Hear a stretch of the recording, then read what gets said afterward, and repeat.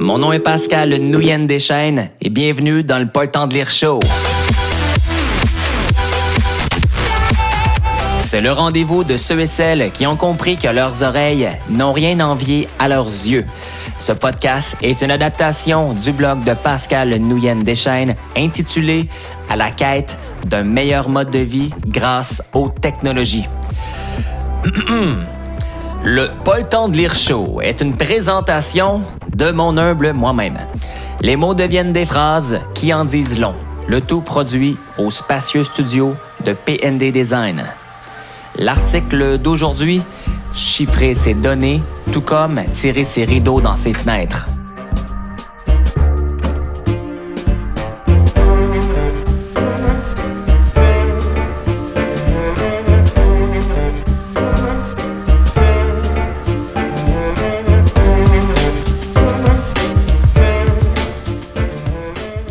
Quand je demande l'avis des gens autour de moi à propos de leur vie privée en ligne, ils me répondent souvent un truc léger du genre « Moi, de toute façon, j'ai rien à cacher, Pascal. » Ma seconde question ressemble généralement à celle-ci. Je suis d'accord, mais pourquoi tires-tu les rideaux dans tes fenêtres le soir? Pourquoi fermes-tu la porte lorsque tu vas à la salle de bain? Il y aurait des centaines de questions qui ramènent tout au même principe. Notre droit à la vie privée.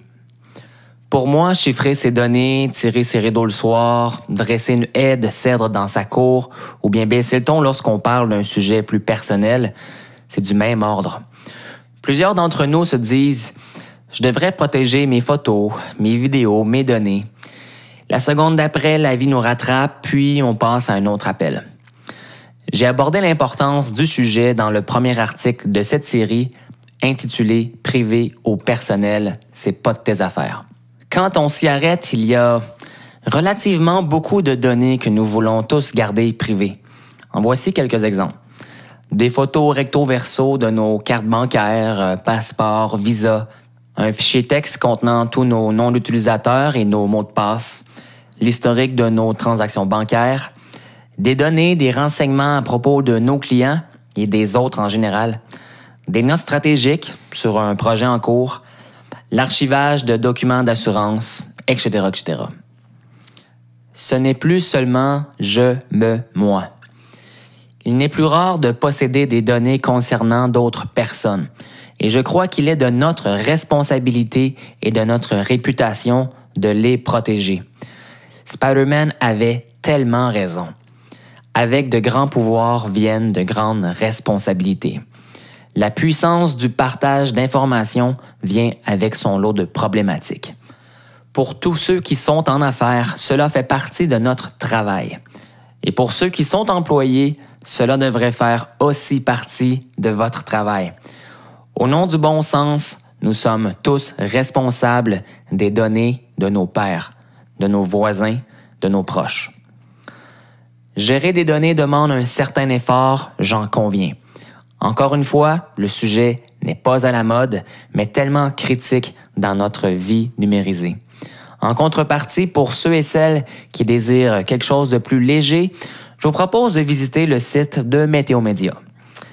Alors, dans le prochain article, je partagerai 2 façons de crypter ces données.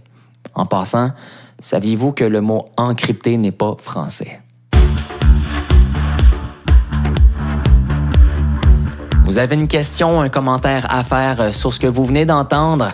Je vous invite à me rejoindre au pnddesign.ca/blog et de là, vous pourrez trouver facilement cet article qui s'intitule « Chiffrer ses données, tout comme tirer ses rideaux dans ses fenêtres ».